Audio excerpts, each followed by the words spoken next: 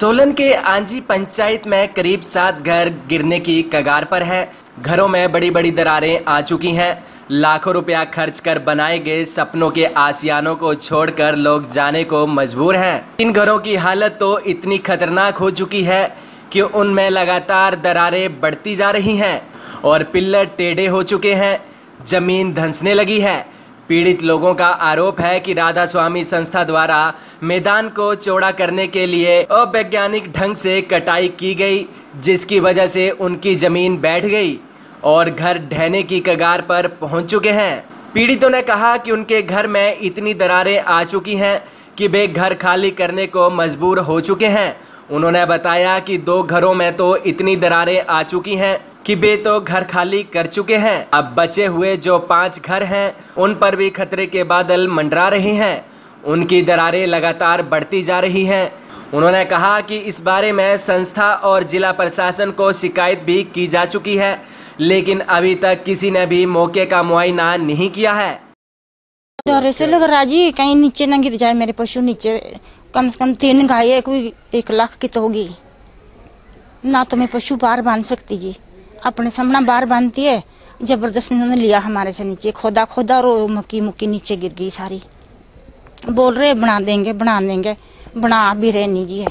1 साल हो गया उनके पीछे पड़े हुए हमारे। अब तो सो नहीं सकते जी, बस रात को बारिश होती है थोड़ी सी तो लगता है कि गिर जाएगा ये सब कुछ नीचे। यहाँ पे क्यों ऐसा क्यों लग रहा है कि गिर जाएगा? हाँ जी, दरारें आई हुई है, पूरे आंगन पूरा टूट रहा है, आगे को गिर रहा है नीचे ग्राउंड की साइड को। कब से हुआ ये शुरू? काफी टाइम हो गया जी, 1 साल तो हो ही गया है कम से कम। किसी तरह से मतलब हर तरह से मुश्किल है यहाँ तो। मैं तो जाऊँ कहाँ, मेरे हस्बैंड नहीं है तो मैं बच्चों को लेके कहाँ जाऊँ। यहाँ पर राधा स्वामी सत्संग वालों ने दीवार इसकी जो पहाड़ी की कटिंग की है और उससे जो है जो हमारी मकान है उनको खतरा हो रहा है। दरारें पड़ गई हैं और ये दिन पर दिन जो है दरारें बढ़ती ही जा रही हैं। हम ये चाहते हैं कि भी हमारे को किसी जो है हमारे को प्रोटेक्शन दी जाए। आप देख ही सकते हैं कितनी कटिंग इन्होंने कर दिया है, बकायदा जानते हुए ये चीजें कि इस पे नुकसान हो सकता है, लोगों का घरों के ऊपर नुकसान हो सकता है, लेकिन फिर भी उनको एक तरह से तंग करने की चीजें हैं ये कि कटिंग कर रहे हैं और उसके बाद भी ये लोगों को परेशान करके फिर उनसे ज़मीनें खाली करवा रहे हैं यहाँ से। अपने पड़ोसियों की मकान की अवस्था देख करके मुझे ऐसा लग रहा है कि भी मेरे यहाँ भी 2 साइड में दाहिनी तरफ और बाईं तरफ क्रैक्स आ गए हैं। मुझे भी डर है कि मेरे मकान को भी कुछ भी हो सकता है, क्योंकि इसका झुकाव जो एक तरफ को ही है। तो हमें अंदेशा है कि भाई हमें भी आज नहीं तो 3-4 दिन बाद हमें भी खाली करना पड़ेगा। लेकिन मेरे पास तो ऐसी कोई व्यवस्था भी नहीं है। मैं तो एक सीनियर सिटीजन हूँ, रिटायर हो चुका हूँ। मेरे पास इतना वो भी नहीं है कि अभी धन दौलत भी नहीं है। क्या मांग करते हैं? हम तो यही करते हैं कि भैया ये अपने डेरे वाले अपनी ग्राउंड को स्ट्रेंथ करें ताकि हमारे यहाँ ऊपर की जो क्रैक्स आ रहे हैं ये ना आए। तो वहीं पर राधा स्वामी ब्यास संस्था के सचिव परमजीत सिंह ने कहा कि उनके द्वारा जो खुदाई की गई है वे करीब 1 साल पहले की गई थी और खुदाई की वजह से उनके घरों को कोई नुकसान नहीं पहुंचा है।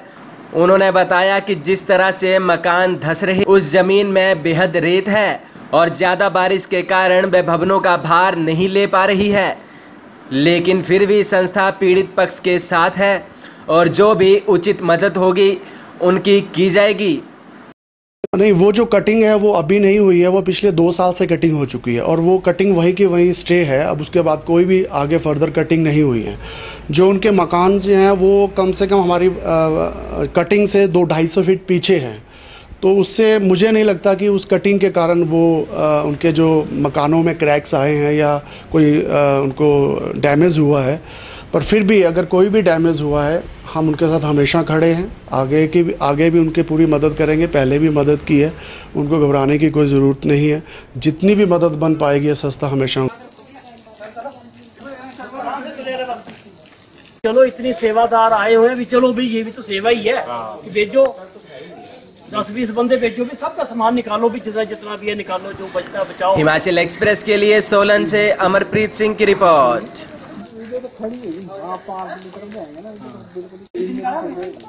सही निकालो पहले। आपने तुम्हारी लड़ाई हमारे को आपके सामने मैं जो बर्तन धोती हूँ